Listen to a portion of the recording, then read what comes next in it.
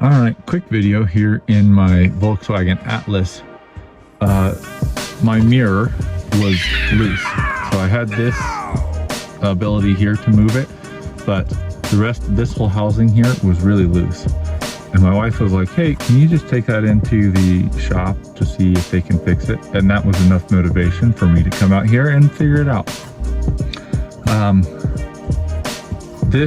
It had come off of here. My 2-year-old was playing with it and it popped off there. But this, I can unscrew it now, but it's a rotation, so it comes left, and that's how it comes off like that. And then to put it back on, it goes up like this, and then you rotate it right, just like that. And now that will stay in place. And then besides that, there's only these pieces here. So this plastic piece goes on the front.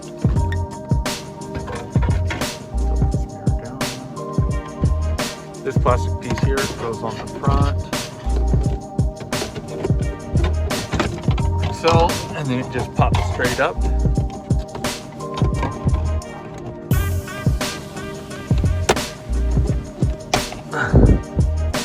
These pieces here just go up like that, and then these 2 pieces here just go around on the sides.